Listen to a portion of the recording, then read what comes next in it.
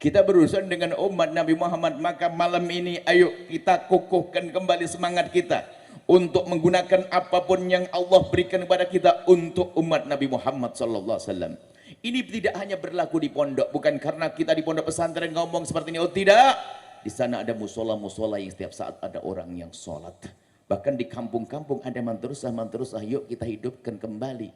Ketahuilah semua dari kita kenal sholat, fasolatan di tempat tersebut. Kita masih ingat waktu kita menghafal sholat bagaimana, di tempat mana, di tempat tersebut.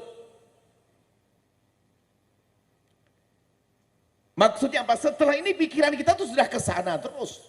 Bukan hanya menggedekan tokonya lupa keberadaan. Orang kaya boleh, tapi jangan lupa tidak kaya. Jangan sampai kita lupa kemudian dia tidak kaya di akhirat. Orang sibuk meniti karir, oke, tapi jangan sampai karir di akhirat tidak kita titi. Tidak kita gapai. Di kampung kita akan mulai. Makanya di akhir-akhir ini, di tahun ini kami sering menyeru kepada siapapun untuk peduli dengan madrasah-madrasah yang ada di kampung-kampung.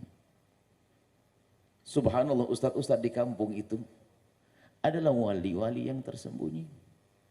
Mereka tidak disanjung-sanjung. Kalau datang pun kadang tidak ada yang tahu kalau itu ustadz. Akan tetapi ternyata orang satu kampung kenal sholat dari ustadz tersebut. Dan kita merasakan itu. Kita merasakan bagaimana dari mana kita belajar fasolatan waktu kita bersama-sama di saat listrik belum ada. Di setiap musola terdengar setiap habis sholat maghrib, Allahu Akbar kabira walhamdulillahi katsira. Kami masih teringat suara-suara anak-anak belajar sholat bersama-sama. Kemudian setelah itu sholat isya, habis sholat isya pulang lari. Karena apa? Enggak ada lampu, gelap gulita.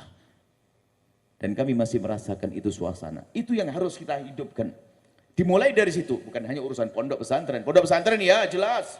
Beruntung siapapun yang telah berjuang di pondok pesantren, beruntung itu sudah sangat jelas. Kenapa? Di situ bukan sekedar anak yang akan sholat yang diurusi, tapi anak yang akan nuntut ilmu. Untuk apa? Ilmu yang akan disebarkan. Nggak bisa dipungkiri. Keagungan orang yang mengurusi pondok. Tapi urusan kita bukan urusan di pondok pesantren saja, akan tapi di sana. Kami himbau kepada orang yang diberi oleh Allah rizki. Kita membuat tim, kelompok. Tidak apa-apa dipimpin, di pionirnya adalah dari teman-teman dari Al-Bahjah.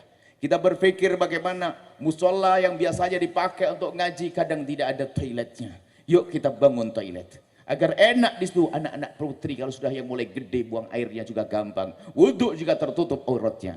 Kita harus kompak dalam hal ini. Dan sungguh kiai kampung itu istimewa. Kiai yang paling aman tuh kiai kampung, hampir tidak ada yang menyanjung. Kiai di kampung tidak ada menyanjung, akan tapi didoakan malaikat setiap saat, akan tapi kadang yang dengan kemasyhuran, gara-gara kemasyhurannya seolah-olah dia sudah punya surga, seolah-olah petentang-petentang kesana kemari dengan kesombongannya hanya gara-gara kemasyhurannya. Bahkan mungkin kemasyhurannya menjadikan dia lupa bahwasanya dia adalah hamba Allah, sehingga dia menjadi sengsara dengan kemasyhurannya. Hati-hati.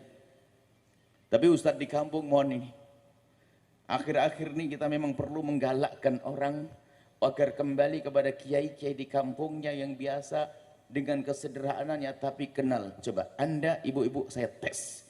Dari mana Anda kenal Allah wujud kidam baka di kampus? Di SMA favorit itu? Enggak. Ayo di mana? Itu yang menyelamatkan Anda. Akidah Ahlussunnati wal Jamaatil Asy'ariyati. Dikenalkan akidah aman. Itu hebatnya orang dulu. Kiai kampung. Anda tahu kiai kampung yang tulus tidak banyak disanjung-sanjung. Setelah Anda menyaksikan video ini, jangan lupa berselawat kepada baginda Nabi Muhammad sallallahu alaihi wa alihi wa sahbihi wasallam.